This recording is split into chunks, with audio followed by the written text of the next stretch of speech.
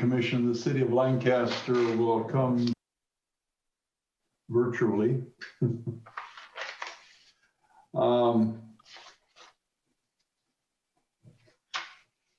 This meeting is being conducted virtually pursuant to Governor's Order N-29-20 because this is a telephonic meeting.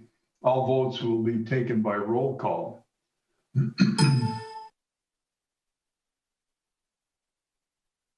I'll offer the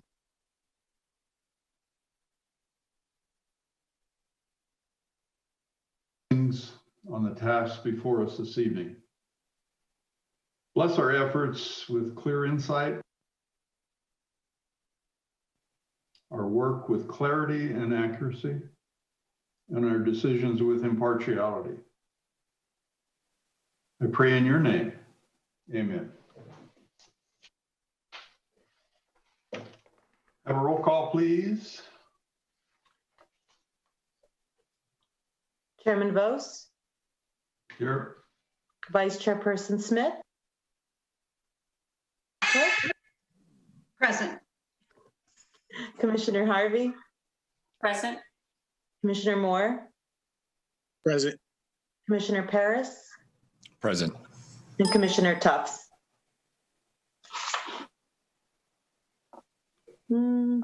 He was here. I thought I saw him.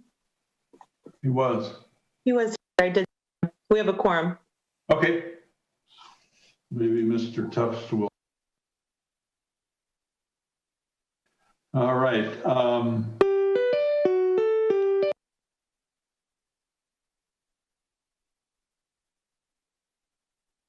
So, Ms. De La Cruz is the recording secretary, or is it Ms. Campana tonight? I see Ms. Campana is on the video. Everyone is on the video this evening, but I will be everybody. Wow. An exciting evening. I will be your recording secretary this evening, so please bear with me. All right, then could you announce the callers? Yes. Thank you. Thank you. Callers wishing to speak on the public hearing portion of the meetings will be unmuted once we have reached that portion of the agenda. Thank you. Okay, we have, just for the record, we have received one piece of correspondence from the applicant on item number 3, which is an uncontested letter.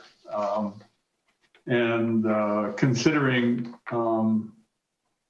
the length of the agenda tonight and the potential of some of the members having to recuse on item number 2, if there's no objection, we'll take up item number 3 first. Is that all right with everybody? All right, very good.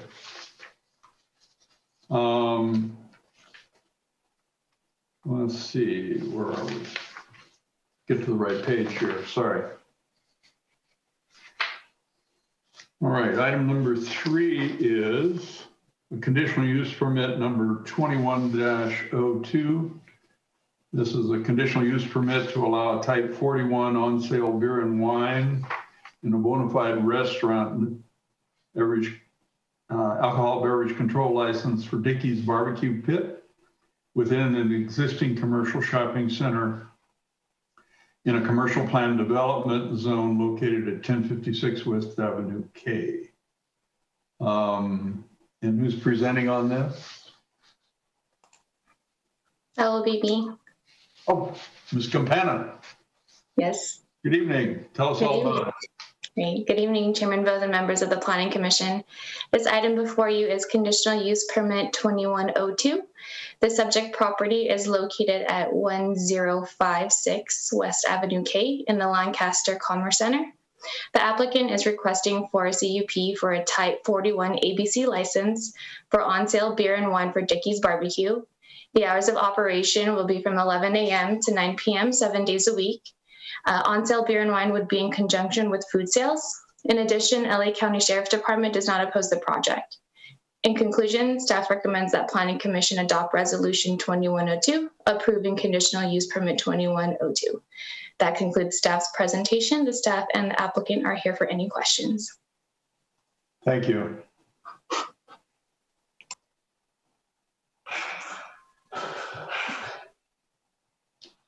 Anyone have any questions? Anyone?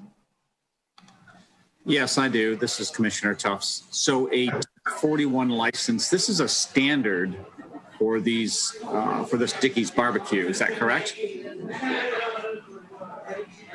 Right.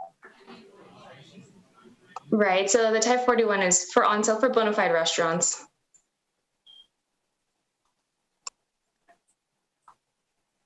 Okay, thank you. All right. Okay, let's see. So, any other questions or comments from anyone? Members? All right, then, do we have any correspondence on this item other than what was announced? There is Email? no other. Nothing? There is no other correspondence on this item. How about public comments then?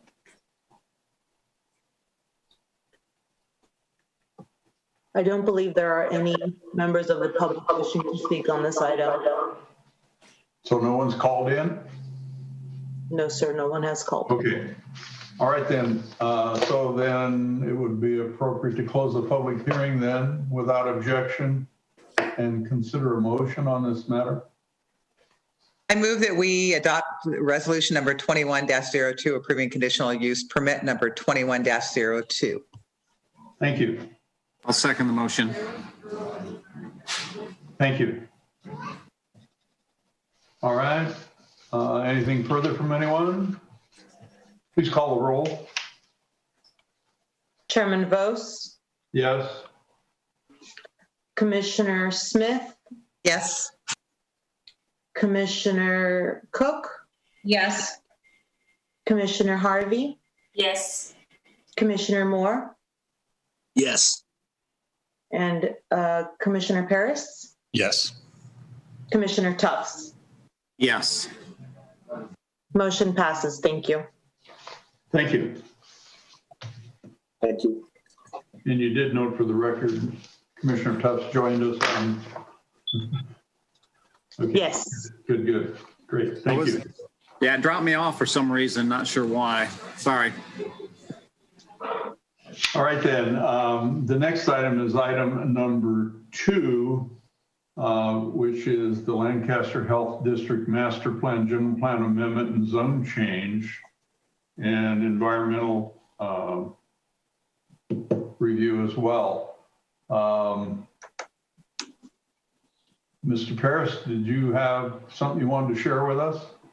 Yeah, yes, I need to recuse myself from this item. I am associated enough that it is not something I want to risk anyone, or at least the project on. So If there's something like I formally need to say, yeah, I'm going to need your help on that, but I need to recuse myself. So however we go about that, it's the first time I've had to do it. So. Commissioner Paris, you might just say, I beg your pardon, Chairman Vos. Commissioner Paris, you might just mention that that family members, close family members own property in the area at issue, and therefore you believe it's appropriate to recuse. Thank you, Ms. Corbett. Yes, so family members own property in the vicinity of the project, so it is pertinent that I excuse myself. all right, so noted then. You're excused, my goodness. That was all right. Yeah, and this is Thank you, Commissioner Mr. Paris. Tufts. Yeah, I think I'll have to recuse myself because the proximity of my business to this build here. Unfortunately, I'll have to. Now, what do we do? Just mute ourselves, turn ourselves off? How do we do this to recuse? Yeah, if you recuse, you can't be part of the active meeting, although you can go online and follow the activity of the meeting on the public channel. Okay, all right, so then I will. Wouldn't they generally, I mean, I know in some meetings, they'll just move the participant to the waiting room until the hearing's over. Okay. Do that as well. You also, commissioners, Commissioner Tuft, you can choose to jump off the meeting, this is the only item left. That is a choice. You will be marked as present for the meeting, but because you are recused, you can feel free to log off. Okay. All right. Then I will log off and I'll try to join through publicly. So, all right. Thank you. Very good. Thank you. All right. So we still have a quorum of 5 members, correct? Yes, we do. All right. Very good. Ms. Swain, I believe, is the presenter on this tonight. That's correct. Before she starts, may I ask if we've received any correspondence, emails, otherwise on this matter? Yes, we have, Chairman Vos. Those were emailed to you. We received them late this afternoon, and I forwarded them to the Planning Commission. You did? I did. Hold on a second. I don't recall seeing that. It should just be one item. Yeah. It was one email from one member of the public. Well, I don't have it.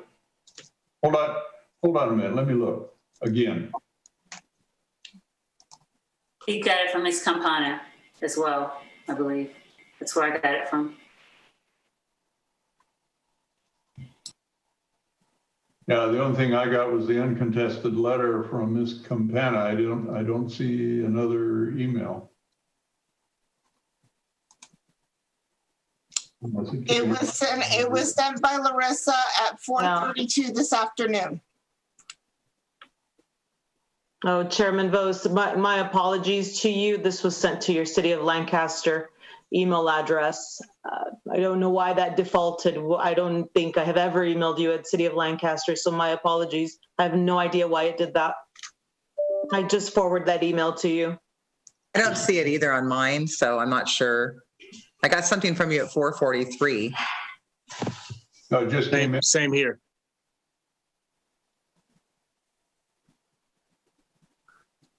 Yeah, it is in my sent emails. I can read it for the record if that would be helpful. I will go ahead and do that. Sure, if you don't mind. It's trying to manipulate all this stuff on one screen is challenging. Yeah, I would agree. I will go ahead and read it into the record now. The email is from Nancy Schmidt with Consolidated Management Group, address 1672 West Avenue J, Suite 107 in the City of Lancaster. The email reads, "Good afternoon. As an authorized agent of a professional medical office building located within the boundaries of the master plan, can you please address how the city will be working with existing property owners? For the master plan layout, our property is directly impacted by removal of our driveways and most of the parking lot to become an additional building. As of yet, I've not been contacted by anyone at the city and only found out about these potential changes by going through the drawings on your website." And that is all. All right, thank you. So as a reminder, when we get all the staff's presentation, could staff then address those comments directly, please? I will do so. All right. Ms. Swain. Good evening. Talk. Good evening, Chairman Vos and members of the Commission. The Lancaster Health District Master Plan area is located in the central portion of the City of Lancaster, approximately 1 mile to the southwest of downtown. The plan area is generally bounded by Avenue J, Avenue J12, 20th Street West, and 12th Street West. The plan area encompasses approximately 272 acres and allows for the build out of the plan area over the next 20 years. Specifically, it allows for the replacement of the existing hospital with a new 700,000 square foot hospital and a 12,000 square foot plant facility, a total of 340,800 square feet of acute and subacute care facilities, 480,000 square feet of continuum of care facilities, 600,000 square feet of medical and office buildings, 240,000 square feet of commercial, a 180-room hotel and associated conference center, and an 1,100 square foot parking garage. The master plan does not approve any specific developments. As part of the project approvals, the general plan designation and the plan area for the plan area would be changed to mixed use, and the zoning would be changed to mixed use health district. The proposed plan divides the plan area into 3 sub-districts: the Central District, the South Campus, and the East Neighborhood.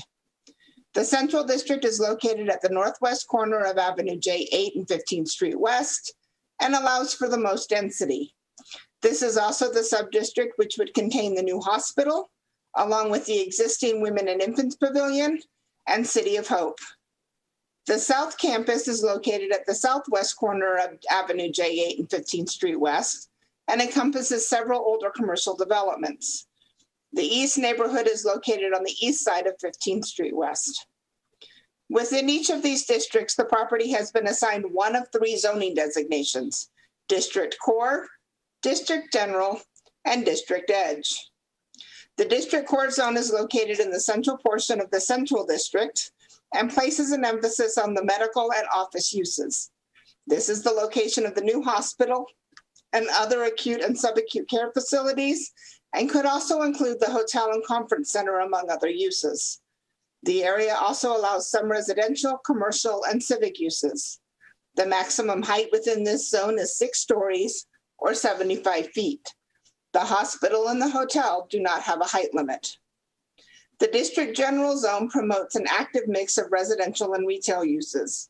This zone surrounds the District Core and is also located in the South Campus and along the 15th Street West and Avenue J frontages of the East Neighborhood.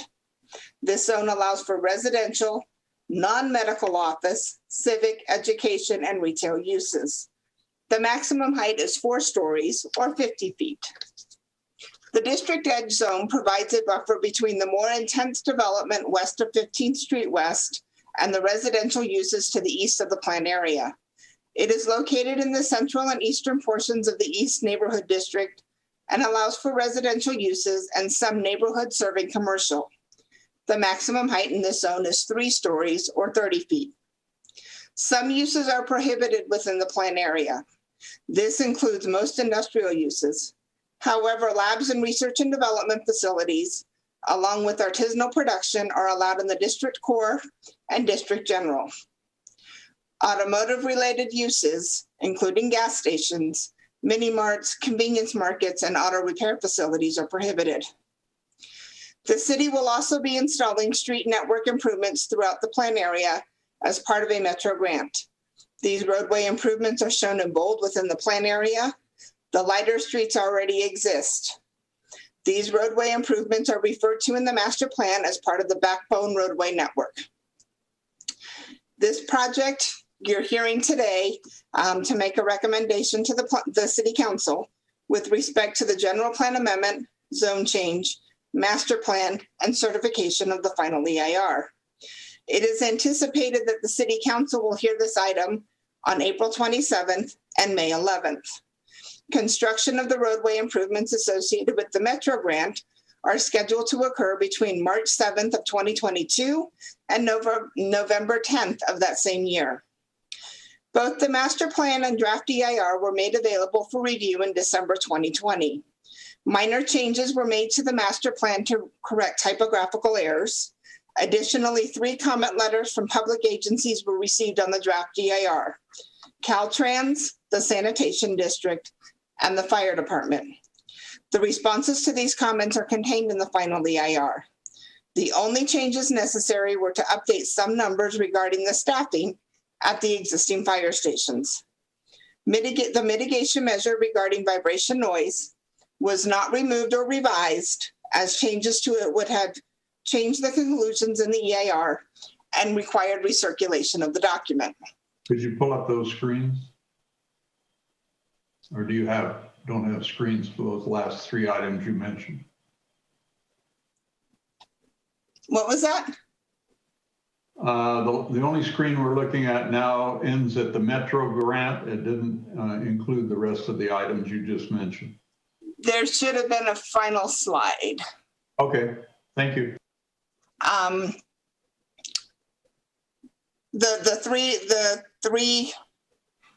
The typographical errors or the comment letters from the agencies. All right, thank you.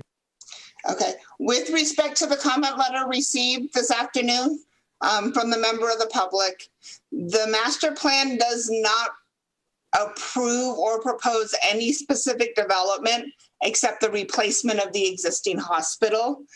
All development that would be proposed and actually constructed within the plan area is required to go through the development review process like any other project. The owner of the property did receive all of the notices pertaining to this project. And staff is recommending that the Planning Commission recommend to the City Council certification of the EIR and adoption of the findings and statement of overriding considerations, approval of General Plan Amendment number 1703, changing the land use of the planned area to mixed use, approval of the zone change, changing the zoning to mixed use health district, and approval of the Lancaster master plan. I would be happy to answer any questions that you may have. Thank you. Just for the record, if you wouldn't mind responding to Ms. Schmidt's email when you get a chance, just and repeat. Yes, I will send her a detailed email explaining it and give her contact information to others working on the project. Right. Very good. Thank you. Well, we have a number of items before us, and in the sequence they're published, adopting the resolution is, in effect, the last item or the first item of action. However, prior to the adoption or consideration of the adoption of the resolution, we would be taking up the certification or recommending the certification of the environmental impact report, and more importantly, the adoption of findings in the statement of overriding conditions, which cement the environmental document for publication and certification for what, 45 days? Is that what it is with the state? So the draft EIR was out for a 45-day public review and comment period. The final EIR was released 10 days prior to this hearing on March 5th and was sent to all commenting agencies. The statement of overriding considerations and findings is required with any EIR. But once it's adopted, assuming it is adopted by the City Council at their scheduled meetings, then there is a period of time. Correct. So once it's actually certified, then city staff will send what's called a notice of determination to the county clerk for filing and posting. That is a 30-day posting period in which somebody has the opportunity to challenge the decision. And then subsequent to that, then the general plan overlay and zone change then would have to be codified in the municipal code in support of the plan, right? So at the first city council meeting, if they were to approve the general plan amendment, then that change would occur immediately. The second reading is required for the zone change only, and the zone change would go into effect 30 days after that second reading. So you get a general plan approval, and then 30 days after the final city council action, the zone change is in effect, right? That is correct. Okay. So that's pretty clear. All right, folks, I know you all read the 600 and ever how many pages and have a lot of questions. I certainly have a few pages worth. So anyone care to weigh in?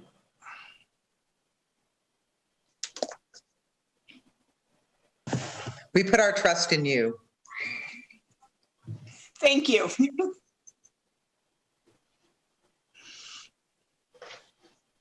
Well, let's start with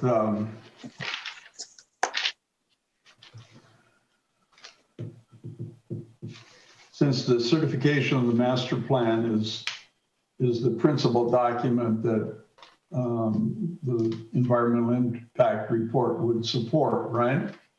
Correct. The EIR was for the maximum build out of the plan area. Okay. So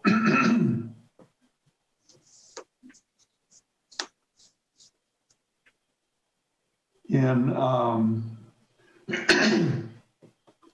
the master plan in chapter 3, I think we talked about chapter 1 and 2 at the last meeting and made those corrections. On chapter 3, it talks about single family in figure 3.3.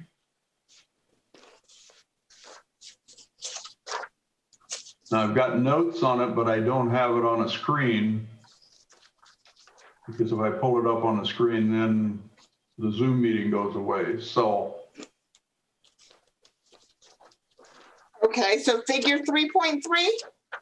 I think so. Talks about single family. Mm-hmm. And throughout the master plan, it calls out single family, but in the description, we talk about a certain number of condominiums and a certain number of multi-tenant. So the assumption was that the single family was the condos because those are for ownership. Okay, and it also calls out, when I get to it, detached single family. I don't believe that's the intent, is it? So originally detached was included, and in theory it still could be included so long as it met the development standards. Okay. On 3.46, there was a housing authority site, and that's a project the commission has already seen and considered, right? The housing authority site, that is correct. However, that approval expires on March 19th, and they don't plan on seeking an extension. So the environmental document encompassed that analysis. However, no, the environmental document specifically did not assume that continuum of care facility located on the housing authority site was approved. The analysis includes new construction for that. Okay. So, well, I'll ask that. Never mind. I'll ask that question when I get to the environmental document. 2.6.3 on page 2.14. We corrected it previously to Class B and Class C in the first sentence. However, in the next sentence, it reads Class B and Class blank. So it should be Class B and Class C, just so it's consistent.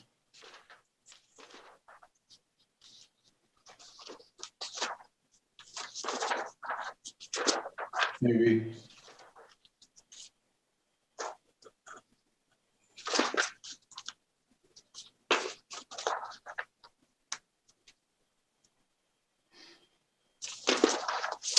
Okay, I'm not sure where you're looking at, Chairman Bose. What was that page again? 2.14. Section 2.14? No, page 2.14, section 2.6.3.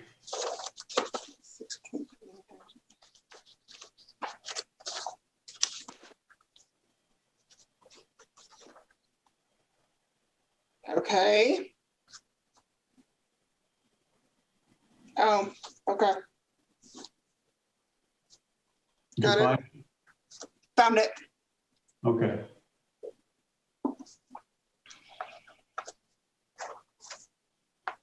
All right.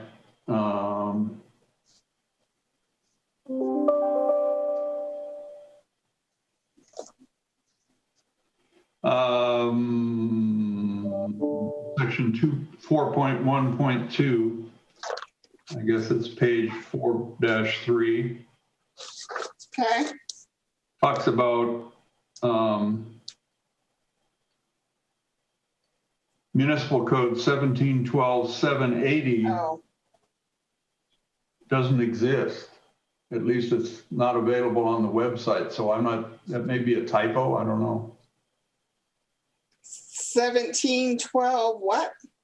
780 on figure 4.1.3. Okay. Where it calls about adjustments. Okay. Got it. I don't know what 780 is. I don't know that it exists.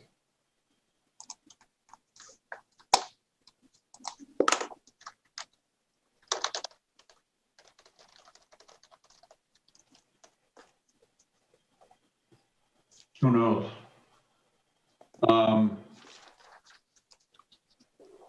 On page 4-5, Mm-hmm. 4.2.1b, Mm-hmm. and I'm confused with it. It talks about the northeastern block at 20th and J. There's not a northeastern block on 20th and J. It may be 15th and J. No, I think they meant southeast.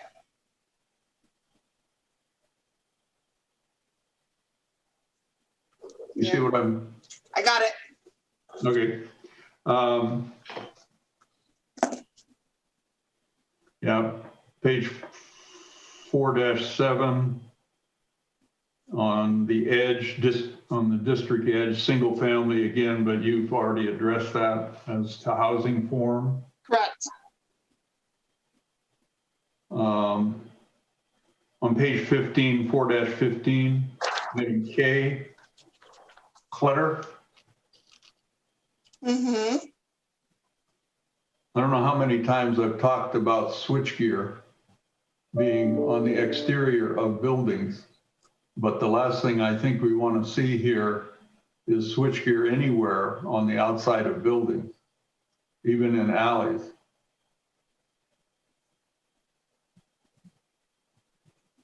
It talks about specific items, but I would suggest we should include public utility gear, if you will. Okay. On page 16, 4-16, the building height reads top of place. I think they mean top of plate. Okay.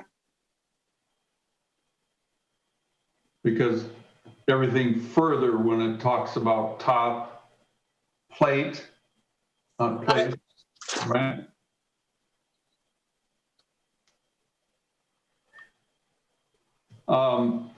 Technical question, and this may be for the city engineer, I don't know. On 18, page 19, I'm sorry, 4.19 talks about building setbacks in a number of places. It's first mentioned here on alleys, 15 feet from the center line of an alley. I have no idea how wide the alley standard is. Is it like a street 24 feet or is it something else? All of the alleys would have the minimum width for fire department, so I believe that's either 24 or 26. So if it's, well, I'm assuming 24 because all the other streets are called out at 24. Mm-hmm. So even at that would mean center line to the property line would be 12 feet. So it's an additional 3 feet beyond or into the property line for the first structure, right? Or any structure. Right. There's actually alley standards. I'm looking. I'm sorry. Yeah, there are actually alley standards on 41012. Fire lane alley standards. Hold on, let me pull it up.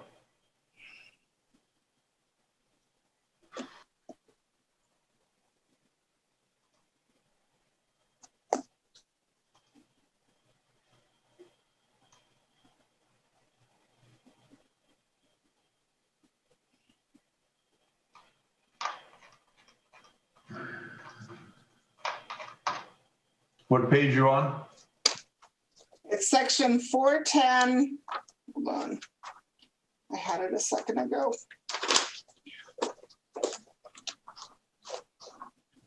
It's on page 4-84.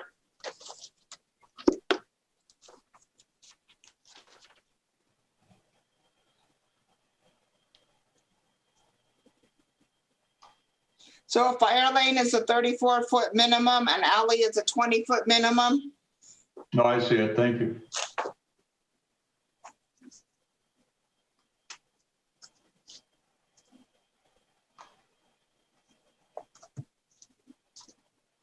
So the call out at 15 feet from center line in relationship to a 26 or 28 foot alley, or no, excuse me, 20-foot alley.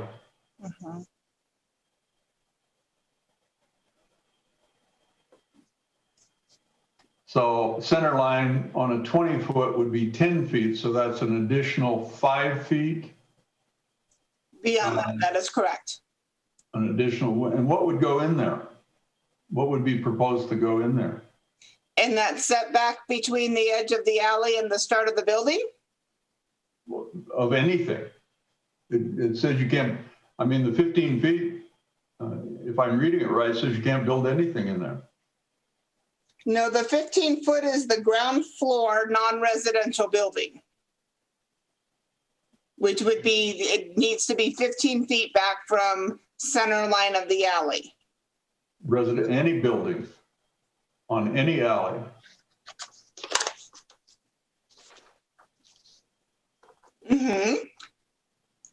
So if you have a 20-foot alley and the center line is 10 feet, this is calling out 15, that's an additional 5 feet inside your property line that you can't build anything on. Am I making sense? That is accurate, and that's typical of a lot of different zones. Has a setback. So what happens to that 5 feet in the design element? It's typically landscaped, walkways. But no structures? No buildings, that is correct. How about walls? Since this says ground floor non-residential, I'm assuming walls would be acceptable. It just cannot have a structure. I don't know. I'm not assuming anything. That's why I'm asking the question. Because the, you know, our planning department has to administer this. There's very little that the planning commission gets involved with review on this document. So it seems to me it needs to be clear. And if it's clear to you all, I'm good. So it's clear to everybody. And this is typically how our other zones are written, where there is a setback from a center line or a property line to where a building can go. They're not allowed to leave it as dirt. It has to be improved in some way, shape, or form. Okay. Typically, that would be landscaping. Okay. On page 19, it talks about the top plate again with a footnote. However, there's no footnotes on that page, or no notes, I should say. They're really footnotes, but they're brackets. Yes, there are. The notes are in the table. The notes are in the table. Yeah, but subsequent to that, it calls, on other pages, it has the note number 1, but there's no reference. It's not posted on every page where the note number 1 is. So if you just review it to make sure. Okay.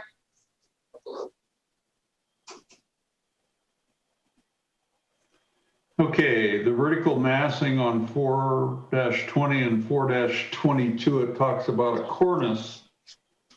However, the photographs on depicted at 4.4.3 depict, you know, your typical buildings that the purpose of the pictures is to help folks in this master plan understand what ought to be acceptable, right? Generally, they give you ideas of options. It's not a set form. Well, it's, the set form specifically calls out cornices. I mean, on every standard, it's cornice. So if you look at the building on that picture, the one on the left doesn't have a cornice. Not that I mean, it's a nice looking building, and I would imagine we would approve something like that. Or you would approve something like that.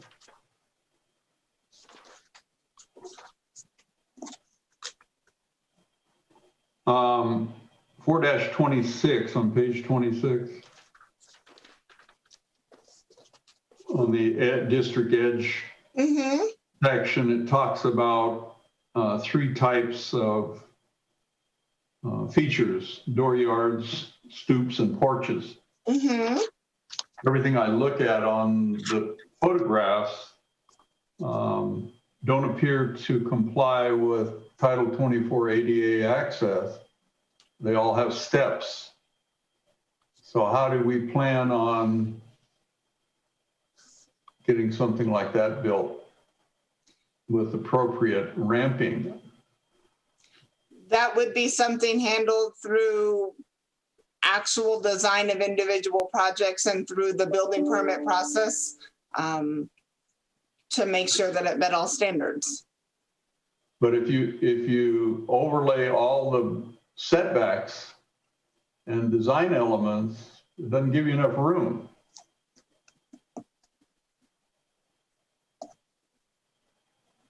In other words, all the standards that are on the exhibits and the tables, somebody needs to, I guess the question is, has somebody cross-checked that against Title 24 ADA access? Well, Chairman Vos, just, you know, we're looking at a master plan, not a project-specific project. I understand that. However, the tables call out minimum. So if a minimum standards comes in and it doesn't fit, how are you folks going to function with that? Well, we encounter that every day with our codes, and you know, it isn't. We try to create the envelope. It doesn't always work. Building code always trumps any master plan and any municipal code requirement. If there is an instance, you mentioned ADA, if there is an instance where there's an ADA issue, that trumps any and all codes or specific plans or master plans. So we really deal with it on a case-by-case basis. In other sections of the development standards, it calls out specifically compliance with ADA standards in other sections, but not in these as I'm pointing them out. Yeah, these are not specific projects. However, if the minimum standards within the design element as proposed don't meet ADA requirements, I think that's a concern. So I'm just suggesting somebody better look at that before it goes upstairs or wherever it goes. Okay.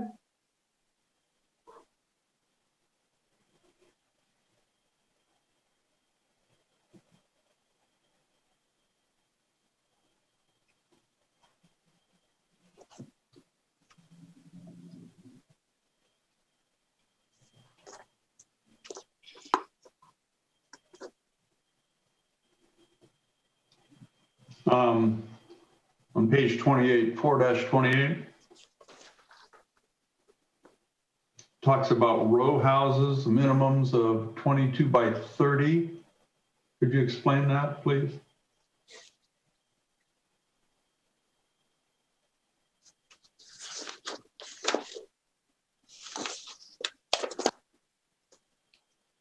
I'm not sure what you're looking at. All right. I see the 22 minimum unit width. Right. The 30 is a minimum building depth. Okay, that's 660 square feet. Okay. So a minimum development then could a proposal for a development with a minimum square feet for a row house would be acceptable at that size. Is that what you're saying? That is what it is saying.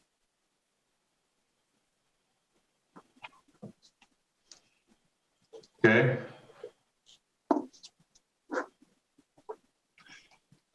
So you want to explain to some of us what a row house really is? It's not a single story development, right? Row houses are typically 2 stories, and they're connected to each other. They're pretty common in the Midwest and on the East Coast. I grew up one on a Navy base. Some might call them railroad houses or shotgun houses because of the width and then the stairwell impacts and hallway impacts. Right, but this is a minimum size. It's not a maximum. No, I understand it's minimum. Okay. But the point, you know, some people develop minimums. So if you take a 22 by 30 row house that's 660 square feet, you take the stairwell out of that, you have minimal living space, but there are multiple stories, typically 2 or 3, right? Most of the ones I've seen have been 2-story. Right. Okay, just want to make sure.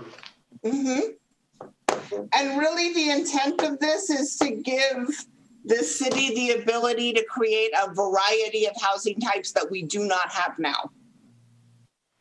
Okay, on 4.29.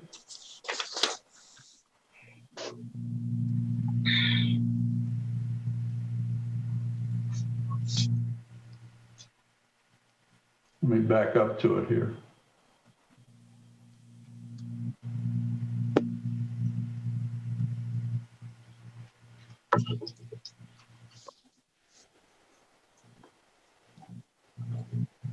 So in that sentence on the applicability of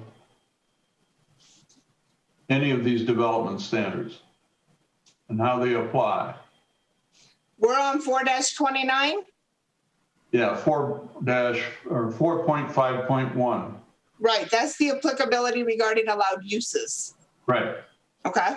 So the last 2 sentences, uses that are not listed are not allowed unless the director makes a similar use determination. However, the director has final determination in all cases. That is correct. So does that mean there's no appeal process at all? So the director has the ability to make the determination regarding whether a use that is not listed is permitted or unpermitted within this plan area. So the answer is there's no appeal process. There is no appeal process regarding uses within the plan area, no. You sure that's what we want? Well, we're pretty confident, Chairman Vos, with the director having the flexibility and the ability to make those determinations, and really just, you know, what in the last several years, we haven't had any uses get appealed. We haven't experienced that at all. The director is typically able to make those interpretations just fine. But if there's no appeal process, every other action that is taken by the governmental entity, the commission, is appealable. And typically, there is that structure, but in this particular case, on this particular master plan, it's the first time we're doing it this way, right? Well, let me clarify something. We're referring to those uses that are permitted by right and permitted by the director and or not listed. If it is a discretionary application, the appeal process stands. So there are uses on here that would require a conditional use permit, and that the Planning Commission has purview over. In those instances, the standard appeals procedure would still be applicable. Only on those that are listed in the Correct. table. And that's standard, and that's how even without a master plan, that's the current process. There's nothing really that ever gets appealed that's outside of the Planning Commission's purview. Directors' reviews and site plan reviews. Those do have the ability to be appealed to the city council if the application is denied. But Right. what this is talking about is whether or not we would even allow them to submit an application. So if we determine that a certain use is not allowed in the light industrial zone, that's determination's not appealable. Beyond, I mean, it's not something that gets appealed to the Planning Commission or the City Council. If we deny an application that was submitted for whatever reason, that denial is appealable.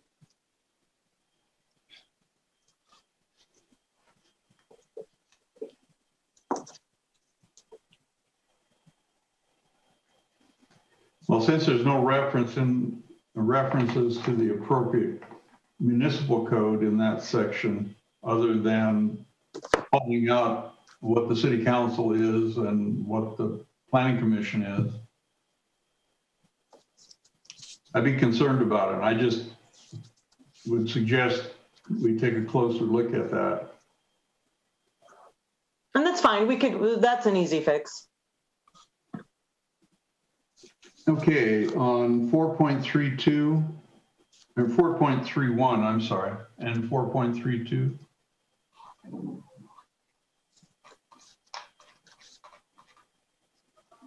Talks about turning tight as practical. It would be in, where did it go here?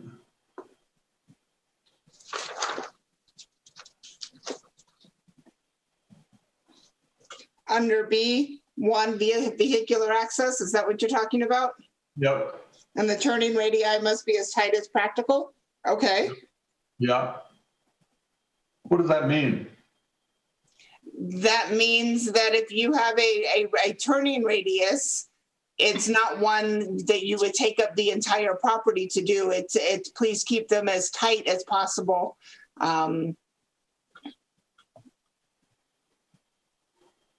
So, I mean, there's a minimum standard for like the fire department for a turning radius. Well, I know that. However, yeah, it's a curious comment to me. I mean, if there's standards already in place, there's standards.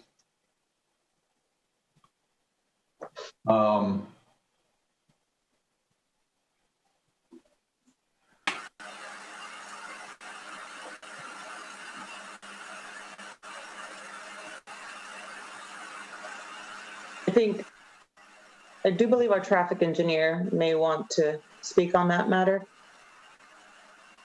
Yeah, good evening, everyone. This is Matt Simons, the city traffic engineer. I was just going to add to what Jocelyn was saying that in this particular case, I don't happen to know this as pure fact, as I have not discussed this with the individuals who are, quote unquote, designing this or laying this out. But I believe the intent of this is to slow speeds down throughout the area to make this more of a pedestrian and bike friendly zone. So the tightening the turning radius will require vehicles to slow down to make turns from one roadway to another. And I believe the comment is as practical would refer to vehicles of larger size being able to make those turns, such as trucks, fire engines, things of those type. And that raises the question on some of the paving, suggested paving methods, rather than asphalted concrete, other paving methods. And how do you develop those alternate paving methods to support a 60,000 pound pumper? Those, to me, I'm sorry, go ahead. I say, do you follow what I'm talking about? Are you referring to section H, Chairman Vos? Yeah. Are you referring to paving now? The number is the letter H? Yes. I believe so, yeah. And I would just say to that all paving types or changes in surface would have to meet the city's standard for structural integrity. Stephen and or Sheila may be able to, or Marissa may be able to speak more fully on this, but they would have to meet all of the city's structural standards for vehicle use. My understanding is that would be more of a decorative surface. It may not be a difference in material, it just may be a difference in the way it looks, whether it be pattern, color, design, something along those lines. Right. And not all of this paving is on a street which would be having delivery trucks on it. So the difference, I mean, there are differences that can be accommodated for that. Well, besides delivery trucks, you also have moving vans, people moving in and out, that sort of thing in the residential side. Mm-hmm. And they'll be feeding off of alleys most likely. Right, but we also have other projects, and obviously not in this area, that don't actually have, let's say, real pavement. They're 80% compacted dirt. Yep. And that meets fire department standards. So there is flexibility in here. Well, it sounds good. 4.36 talks about aprons.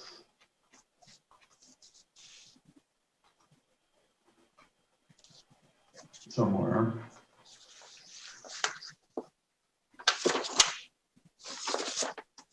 Maybe I misnoted it here on page 36.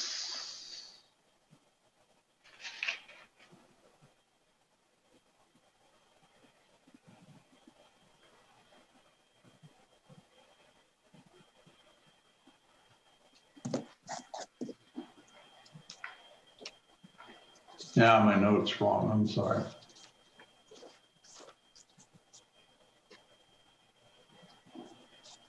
Talks about level crossings, and I'm not sure where it is now. That driveway approaches do not interfere with the level sidewalk for pedestrians. I don't know how you do that. I don't know how you build it that way.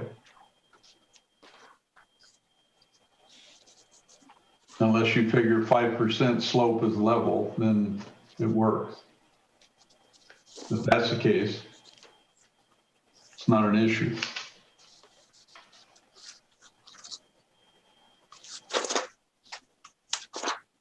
Right? I'm going to say yes, but I don't know exactly where you're finding it. I don't know where it is either. Okay, I'll just make a note. Maybe it's because I can't read my own writing. That's probably it. Yeah, well, mine's not real good either. Oh, goodness.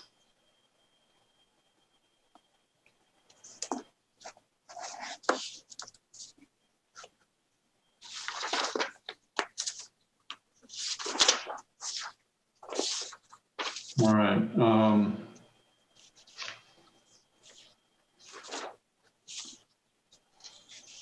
4.49, what did I do with that?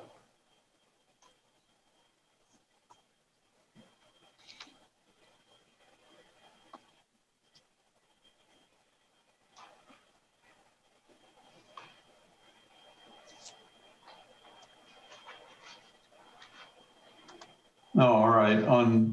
On page 4-49 on table 4.9. it might be a typo, but I'm not sure, where it talks out about the width of the courtyard being 8-foot minimum and the depth 3 feet maximum. That seems odd. I would agree. I will double check. Maybe it's 30. I mean, if you're going to have a courtyard, it's going to be relatively large, particularly if the photograph is any. Yeah, I will double check it. Okay.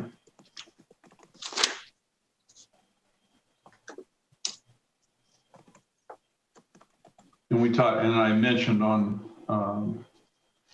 4-52, table 4.13, the ADA comment. Okay.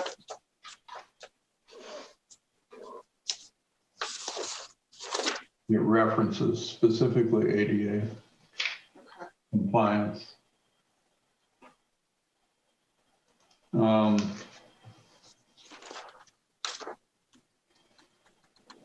Okay, and 4.58 has to do with rear yards and side yards and sharing.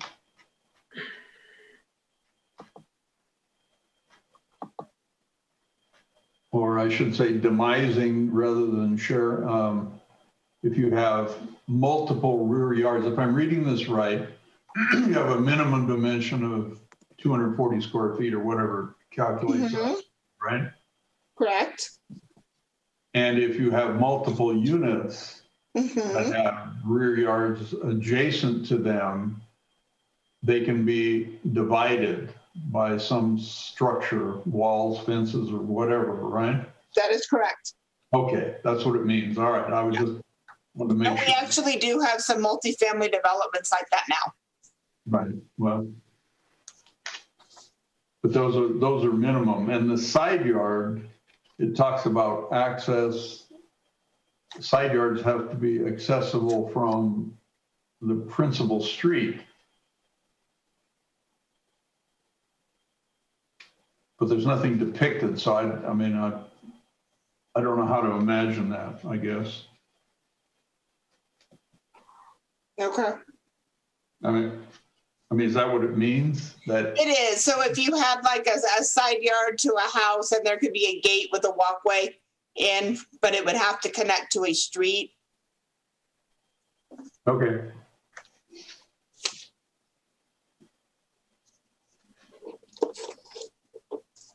On 4-63, talks about signage.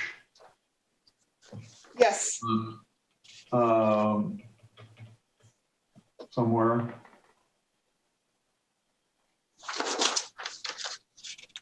The sign maintenance item number 8. It talks about having all appendages removed when signs removed. That's all wonderful, but historically, if you look at how tenants turn over and the signage is removed, but there's a vacancy, they're typically not patched back and either restuccoed or painted to match, so it doesn't look like it's a gap. Follow what I'm saying?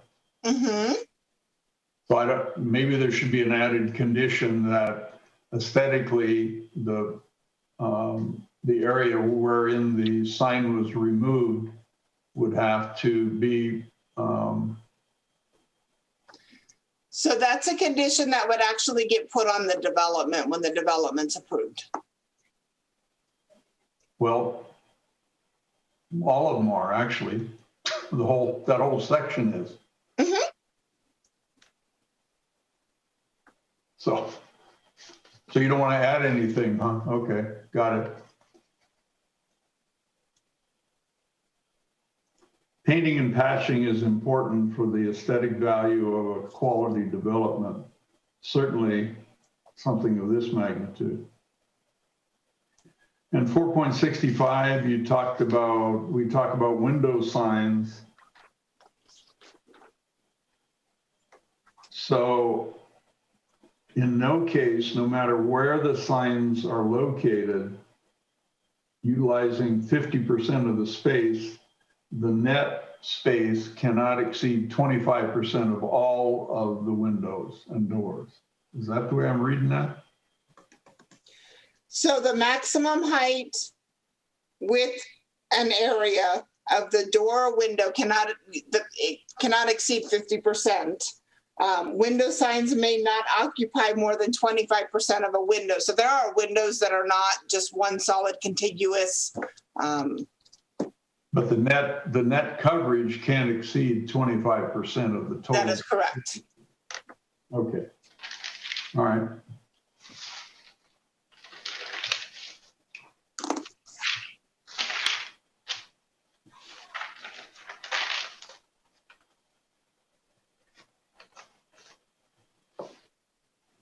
So when the environmental, I'm switching to the environmental documents now. Okay. Hold on, let me pull them up here.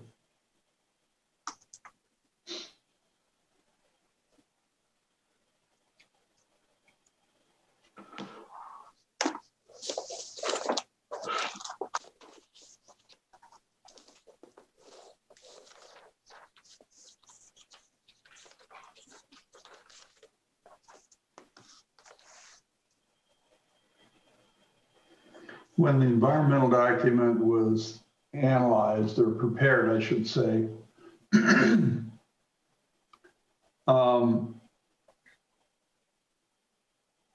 level of participation, not participation, but the level of people impacts the results of the environmental document, does it not? The folks that work there, live there, commute there, in and out, whatever, right? Mm-hmm. It looks at the construction and operational impacts of developing the plan area with this maximum footprint. But the actual operation then, are you saying then the actual operation of the subsequent developments then must have their own environmental review? No. Okay. So the EIR looks at operational and construction impacts associated with a maximum development of the plan area.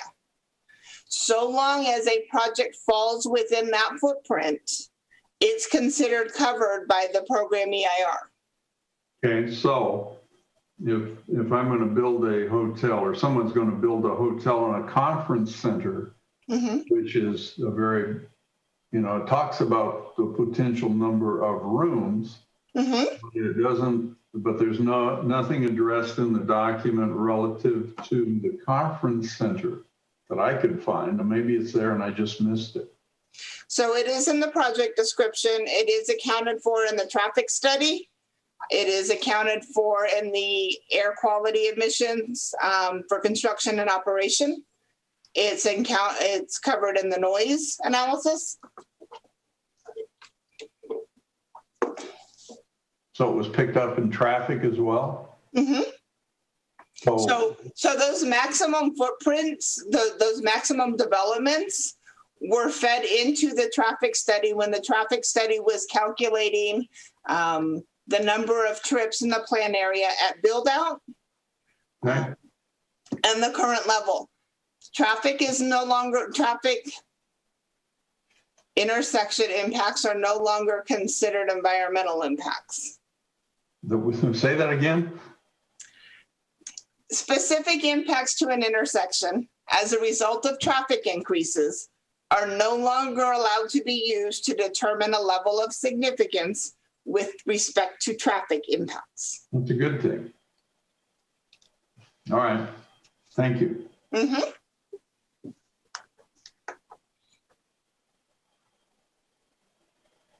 On page 19 of the finding, I'm in the finding of facts. Okay. Page 19. I need to pull that up. I think it's page 19, maybe. What's the question?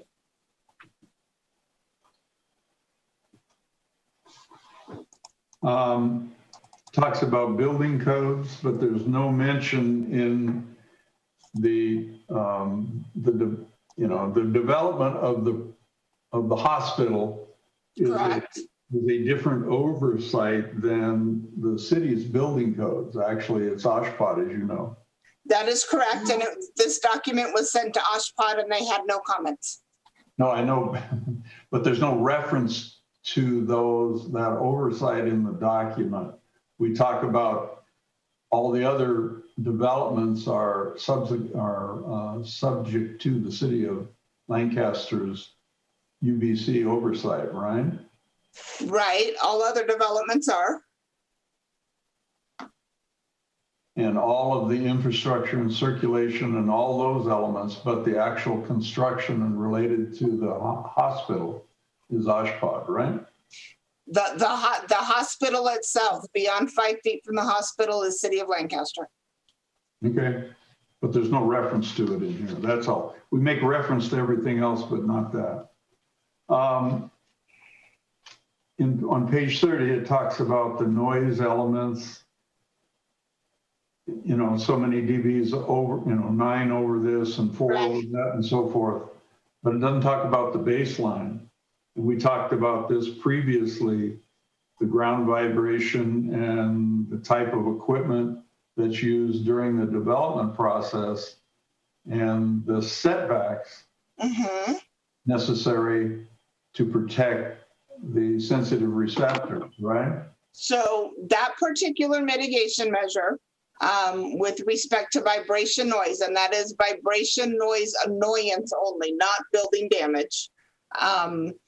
We did look at removing that or modifying it, but if we were to do either of those options, then it changes the conclusion in the document with respect to vibration noise to significant and unavoidable, and that results in a recirculation of the EIR. Dandy. Okay, thank you. But the reality is when a project comes forward, if, there can be other conditions applied to the development over and above what's suggested here based on existing conditions in the field, right? Correct. And with respect to the vibration noise, it only impacts certain sensitive receptors, and it's to the building. So let's just take the school that's there now. If there's construction nearby, occupied buildings where you would have individuals present are not within that distance. And if they were, construction can be scheduled to when school is not in session. Or a nursing home or... Right, so that there's ways of dealing with it. If at some point in the future, a developer comes in and can prove that the equipment that they're using is better than the equipment used in the analysis and it wouldn't result in an impact, then that would not apply. Okay.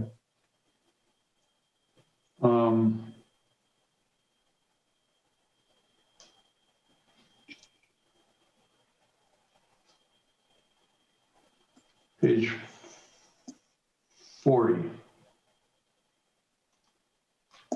Okay. Let me get to it here.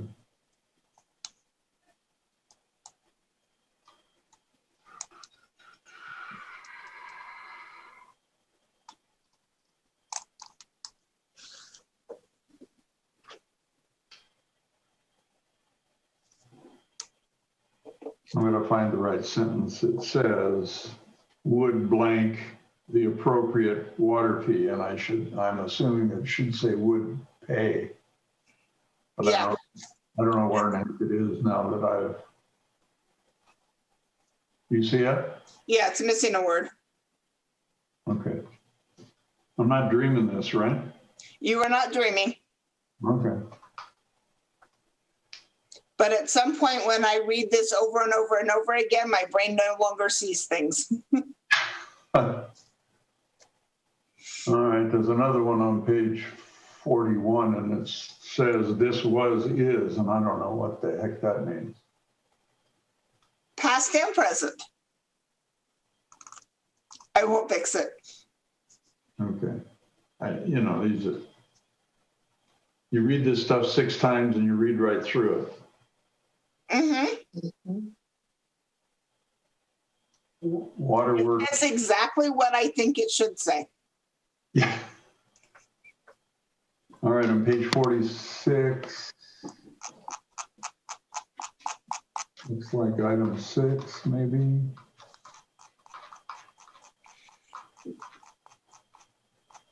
Something, where did I read it? Hold on.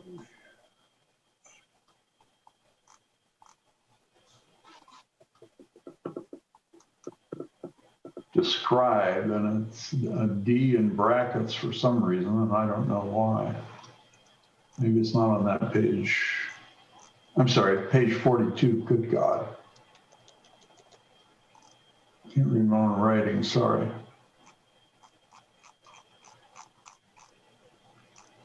By the way, I would have sent you all this stuff earlier, but since this came late Friday, and I actually have another life.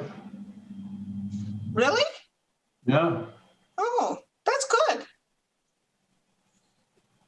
So what am I looking for on page 42? Well, that's what I'm trying to figure out. 6. There's a typo in here, and I'll talks about. Page 42 typo. Yeah, maybe. I'll find it again. Okay, well, I wrote down the page and I will proof the page again to see if I can find it. Describe, but it's got a bracket around the D for some reason. Oh, that's the way it shows up in the code. Okay. Under the CEQA guidelines, it actually has a bracket around it. It's number 6, I believe, Chairman Vos, that you're looking at, findings on project alternatives. Yeah. That EIR must describe. The brackets around the D on the describe, it's that way in the CEQA guidelines. Is it really? Yes, it is. Oh my. Yeah. So that's why it's that way in quotes. They don't read English very well.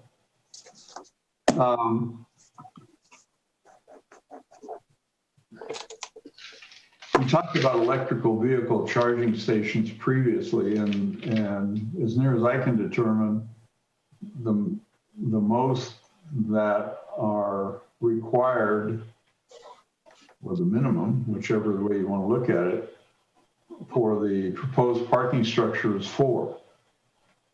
It seems rather short. However, these are mitigations in the right? Mitigation monitoring plan talks about the under AQ-2. Jumping around. This isn't actually for the parking structure. This is actually for any development project. If they have between 1 and 50 parking spaces, they need 1 EV charging station. If they have 51 to 200, they need 2, and they need 4 for anything over 200. So that standard comes from where? Where? Believe it comes out of the building code. So the reality in today's environment with non-internal combustion vehicles that run on electric power, the reality is you sure as heck need more than 4 in an environment like this proposed development. So we don't need to discuss that at all in the environmental document. No. Okay.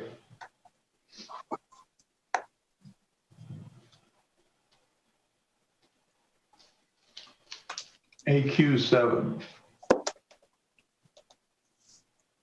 Yes. Where to go here? Sorry. Talks about a transportation demand management program.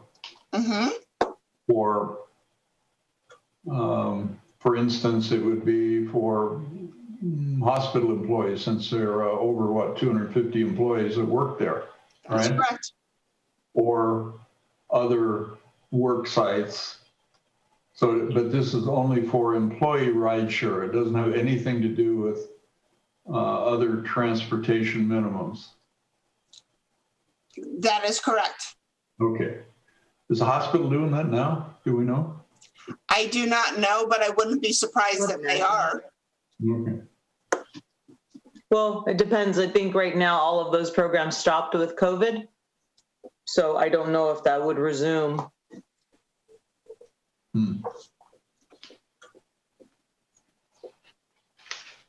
Okay. On the traffic, number 4.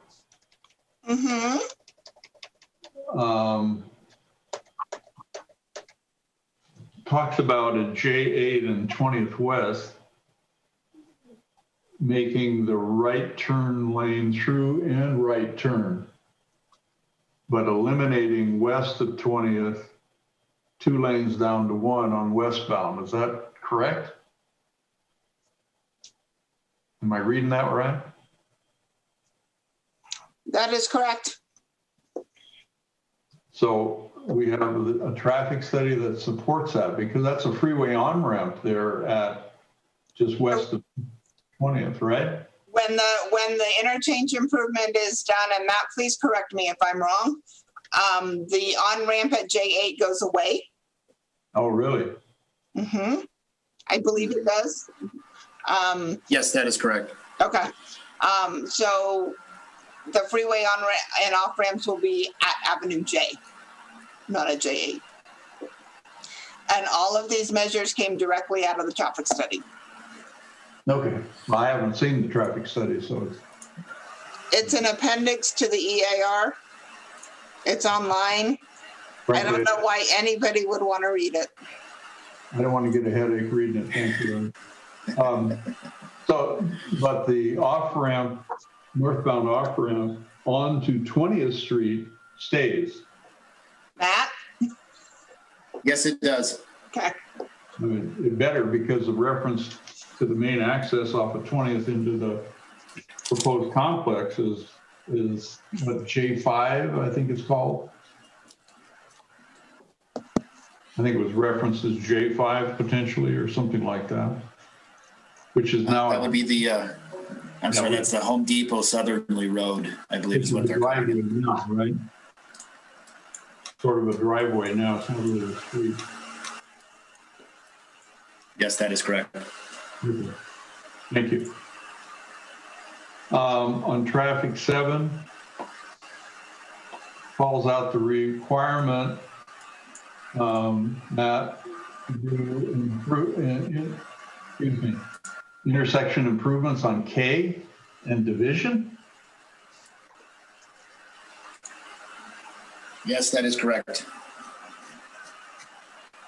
That's a reach. Isn't that a reach? That was one of the, oops, I'm sorry. Go ahead.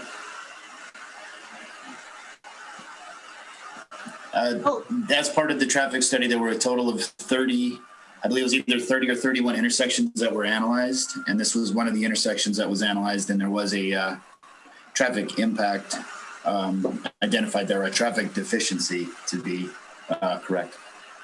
3 miles, over 3 miles away, and not in the direct traffic pattern. Amazing. Yes.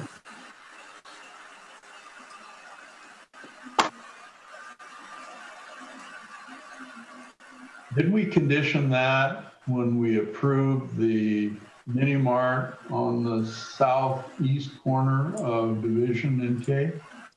So that mini mart does have to do improvements at that intersection, but I don't believe it's at an eastbound right turn that they had to do. A good portion of their improvements are pay fair share. But there was a deceleration lane or something, or a right turn, something. Maybe it was east of Division instead of west of Division. Okay, never mind. They did have to do improvements, but off the top of my head, I don't remember what they were, and some of them were just payment of fair share. Okay. Yes. So after all this little conversation, and then we haven't brought up any issues other than a few typos and corrections that would delay under any circumstances consideration of approval and recommendation of the mitigation monitoring plan or certifying the environmental impact report. That is correct. Okay. So that's in the record. That's the purpose of what we just did. Mm-hmm.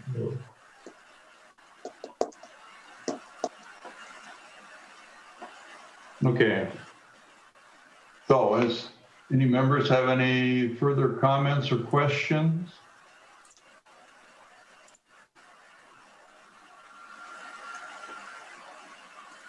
I don't hear any. All right, anything further from staff? I do not have anything else to add. Okay, great, thank you. Appreciate you spending the time going through this. I'm sorry I didn't give it to you earlier, but. You're very welcome. I know there was a lot to read. Okay. All right then. So we've covered all the documents, I believe, haven't we? Yes, we have. Okay. All right, do we have any email comments or phone comments from the public? Any callers wishing to speak on this item may do so by pressing *6.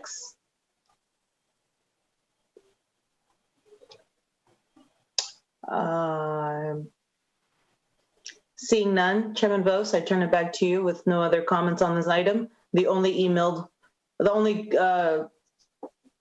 comments we did receive were the ones that were emailed that was read into the record. Perfect. Okay. So we're at the end of the public hearing opportunity here. One last time. Anybody else have any comment to add? Questions? None? All right then. So it's appropriate. We'll close the public hearing without objection, and it would be time to consider a motion based on the recommendation. I move that we adopt resolution number 21-03. Second. Yep. You need to read it all into the record just to be safe. Okay. I don't think you have to do that, Chairman Vos. Actually, Ms. Corbett is saying that you do not. You can simply say that you make a motion to adopt resolution 2103, and that would cover all of the various recommendations. That's what I thought. That's what we had been told in the past, that we didn't have to read it all, but I'm happy to if that's what the that's fine. The desire is. You have a second? Yeah, I second it. Yeah. Thank you. Anything further? Please call the roll. Chairman Vos? Yes. Commissioner Smith? Yes. Commissioner Cook? Yes. Commissioner Harvey? Yes. Commissioner Moore? Yes. Excellent. Motion carries. Perfect. Thank you. All right, then. That brings us to the end of our action items. Ms. De La Cruz, do you have any announcements? Just a couple of updates. Just kind of internally, Ms. Danielle Winter is out of the office on personal leave. So if you need anything, if something comes up, feel free to reach out to me directly. If you reached out to her prior to this meeting, I apologize if she didn't get back to you. She's not in the office. So feel free to reach out to me directly. The other thing that I am hearing rumblings that we may be meeting in person in the near future. The city council will, of course, test that out first Once they get that underway, then we will be giving, they will be giving me my directive on starting to transition back in to public meetings, but that is not the case just yet. The goal right now is for people to get vaccinated. You may all know the city of Lancaster partnered with Kaiser for a pretty massive vaccination site over at the fairgrounds. It has been a really great site, just very productive. They're doing about 1,000 people a day right now. It is mass vaccination. So once we get the green light to start transitioning back, I will definitely let you all know. They are working on some improvements in the council chambers, so it will be slightly different in terms of protocols and kind of how our meetings function in there. So I'll definitely let you all know once I know what's going on in there. The next few months, just in terms of agendas and forecasting, the next few months, at least for April and May, they are pretty full. We got a little bit of a break in the earlier part of the year, but projects are catching up. So please expect to have full agendas in the next 2 to 3 months. So if there's any plans where you cannot attend a meeting, please let me know so we can plan accordingly. That's all I have for this evening. Thank you. Okay, very good. Yeah, and if you would make sure Commissioner Tufts and Commissioner Paris know that as well, particularly about Ms. Campana not being in and communicating with you directly. Yeah, it's actually Miss Danielle Winter, not Miss Campana. Miss Campana is here. Okay, super. All right, members, anyone have anything for the agenda like to share? No?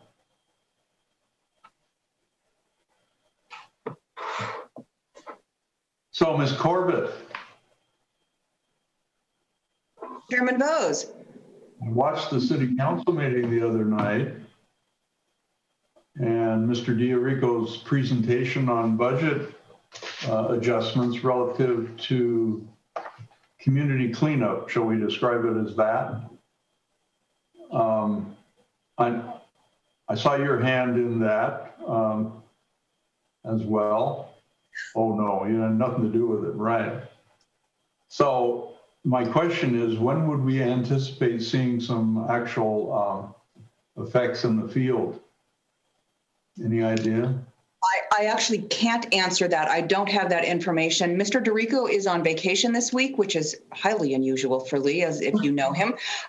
I will make sure to ask him next Monday when he's back at work, and I'll convey that information to Ms. De La Cruz, and she can share that with you. I really actually have no idea, but it's going to be a task, isn't it? Yeah, I would encourage everyone to, if they haven't seen that city council meeting and the presentation Mr. Dorico made, particularly the photographic evidence of the, I don't know how, terrible, it's just terrible, some of the sites within the community and how badly they're deteriorated due to desert dumping and other activities, shall we say. Anyway. Yeah. Well, I'm glad the city is taking a proactive role in that. But we still have a number, I should say, of retailers that are not complying with the shopping cart ordinance. Is that not being enforced? We actually have fully implemented the retrieval and impoundment portion of the ordinance. The city's cart retrieval contractor has been directed, and since the beginning of February has been taking any cart for a store with whom they do not have a contract. Those carts are taken out to the city's maintenance yard, and they're stored and they're impounded. We use our Comcate system to email notify the store that we've gotten their cart, tell them where they can pick it up, when they can pick it up. If they don't pick it up within 72 hours, we can start charging daily impoundment fees, and we can recover the cost of the retrieval and returning it to the yard. So that's in place. The Comcate email notification system is in place. The fees for retrieval and impoundment were approved and adopted by City Council and were effective March 1. So those are starting to be calculated as well.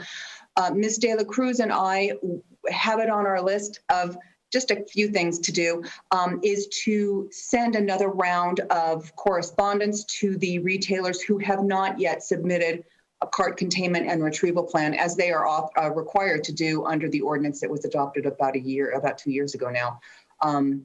So we are enforcing. We haven't fully enforced the requirement to submit the plan to the city. We have had limited success in getting responses from retailers in the past when we've sent 3 or 4 different kinds of correspondence over the course of the last year and a half or so. So that's going to be a process. But the primary goal, which is to get the carts off the street, that's implemented. That's in place. And city staff, any city staff who's out in the field who has a pickup truck, if they see a cart, throw it back in the back of their truck and take it to the yard when they're done with their shift. So that's in place. Well, the good news, you have funding, which is of primary importance, having adequate budget resource to provide the cleanup. How about the adoption? I don't know if it went to, I guess it went to second reading on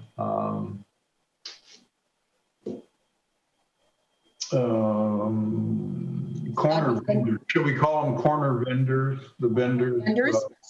Sidewalk vendors and food trucks. Yes, that went to second reading. That ordinance will be effective April 8th.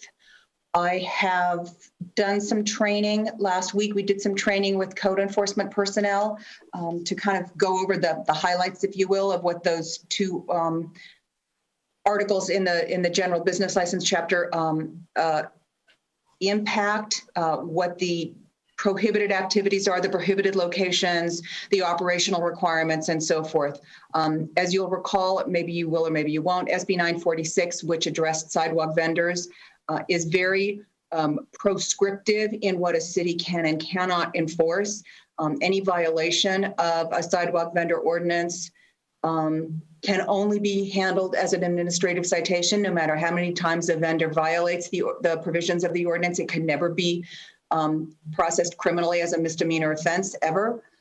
So that's a little limiting. Any of the operational restrictions or prohibited locations or activities, we linked expressly to objective, reasonable health and safety matters, which is required under SB 946 as well. Food truck ordinance is a little broader because there is no state law that limits what the city can enforce. So we have all of our enforcement options available to us for somebody who violates the food truck ordinance. That'll be, as I say, that'll go into effect April 8th.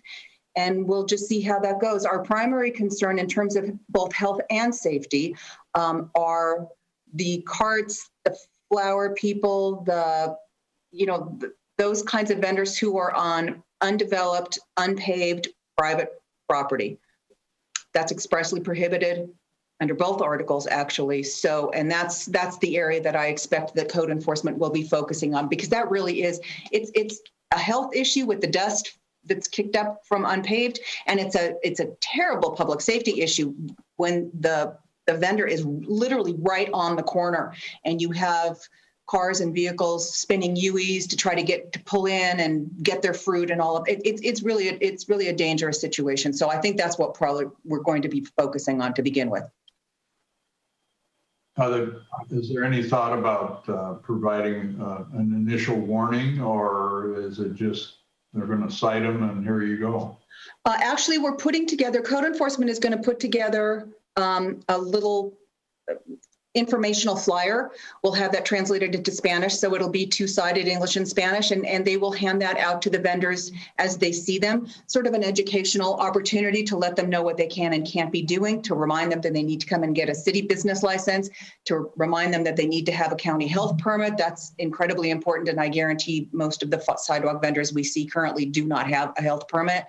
So it's an educational process, and quite frankly, there's not much teeth in the enforcement of the ordinance because it is limited to administrative citations. And if the vendor that is cited shows an inability to pay under standards that are set out in SB 946, the city is obligated to cut the citation amount to 20% of the original citation. So we're not going to paper our way out of this issue. This is going to be more educational and trying to go after the people higher up than just the sidewalk vendor himself or herself. If I recall from the report, there was a discussion of providing code enforcement on the weekends, which is the typical time you have the vendors on street corners distributing on the coaches, typically on the weekends as opposed to weekdays, although it's more prevalent on the weekends. So that's still a plan to have. My understanding is that there is going to be flexibility with code enforcement shifts. Code enforcement, most of code enforcement and their manager, Andrew Noga, are now report to Mr. DeRico. So there's some movement and some discussion about splitting shifts and definitely assigning people to work on weekends, because a lot of our issues are weekend specific. So I don't think anything definitive has been decided, but that's definitely conversation that's taking place. Well, good. All right. Very good. Thank you. Thank you. Thanks very much. So we need to ask about public business from the floor. Any call-ins on that, Ms. De La Cruz? There are no call-ins. No. I do see a couple of names on the Zoom call. Callers wish to speak can do so now.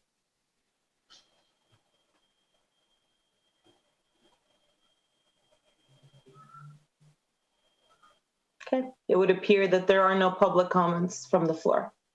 Okay, very good. All right, thank you.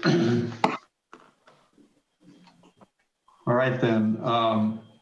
So, if this is correct, this meeting will be adjourned then to our special meeting Monday, April 12th at 4:30, and it'll be unless it's changed via telephonic means pursuant to Governor's Executive Order N-29-20. All right. Thank you all. Appreciate all the hard work. Thanks very much. Thank you. Have a pleasant evening. Night, everybody. Enjoy. Bye.